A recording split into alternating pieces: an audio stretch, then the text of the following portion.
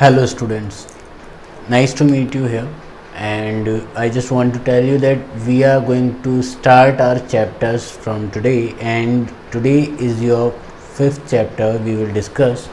I have discussed it in Hindi, but now I am discussing it with you, all of you, in English. Okay, now the chapter name is Chemistry in Everyday Life. अब हम बात कर रहे हैं chemistry in everyday life chapter के बारे में, जहाँ पर हम बात करेंगे सबसे पहले एसिड, बेस एंड सॉल्ट के बारे में. सो अगर मैं बात करूँ एसिड की, तो एसिड क्या होते हैं? We know that acid are sour in taste, okay, and whenever we taste it we feel it as a sour substance, right? And due to there is a word, Latin word that is known as acidus.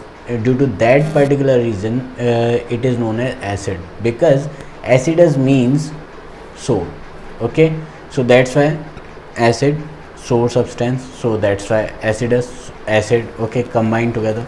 Now we know that it is a kind of it is a kind of solution which convert the red litmus paper into blue litmus paper.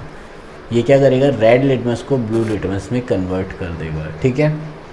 तो ये इसकी property, और एक ही property और आपको याद रखनी है, that it gives hydrogen ion in water, okay, that's it. Now हम बात करते हैं बेस की. बेस क्या होते हैं?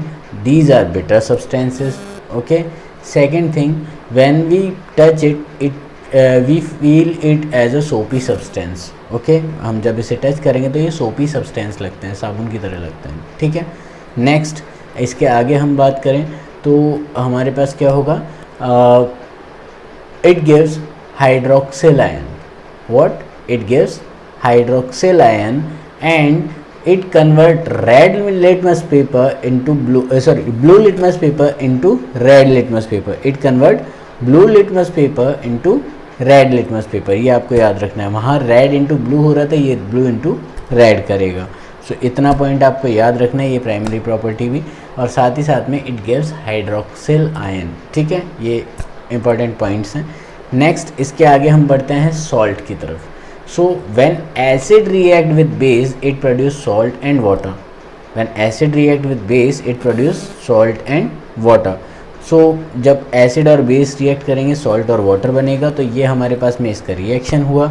इसके बाद अगर मैं बात करूँ, whenever we dissolve the acid in water then it gives hydrogen ion.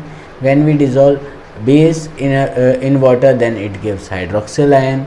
And when the strong acid react with strong base then it produce neutral salt, okay. Strong acid, strong base, neutral salt. Next हम बात करें, when weak acid react with strong base, weak acid strong base, okay. So हमारे पास में क्या होगा? Base strong है, mean basic salt, okay.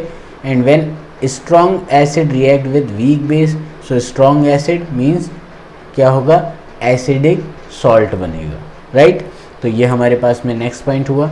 इसके बाद हमारे पास में three definitions, we have three definitions, okay. Arrhenius concept and Bronsted-Lowry concept and Lewis concept. First of all, Arrhenius concept. The acid are the substances which when we dissolve it in water then it gives hydrogen ion, and bases are the substances when we dissolve it in water then it gives hydroxyl ion. This is the definition, okay. इसकी reaction आप यहाँ check कर सकते हैं, आपके सामने लिखी हुई है. नेक्स्ट हम बात करते हैं इसके आगे ब्रॉन्स्टेड-लॉरी की. तो ब्रॉन्स्टेड-लॉरी जो हमारे पास में कॉन्सेप्ट है, according to that acid are proton donor whenever bases are proton acceptor. Acid are proton donor and base are proton acceptor, okay. So according to that you can see the reaction of it, okay. This is the reaction. And next अब हम बात करते हैं Lewis concept. Brønsted-lorry में क्या था? Proton donor is acid, सो यहाँ electron acceptor is acid, okay. Electron acceptor is acid, और वहाँ प्रोटोन एक्सेप्टर क्या था? बेस. यहाँ इलेक्ट्रॉन डोनर होगा बेस, ठीक है. तो ये आपके पास होगा लुईस कॉन्सेप्ट. तो आज के लिए इतना, आप इसको पूरे वीडियो को अच्छे से वापस से देख लीजिए। अगर कोई पॉइंट अगर आपको नहीं समझ में आ रहा है, then you can ask me by comment. Okay, please share this video to all the students for getting the knowledge and be updated, so that I can share my most of the knowledge with all of you, free for all of you. Okay, so thanks for watching. Stay at home, stay safe. Thank you.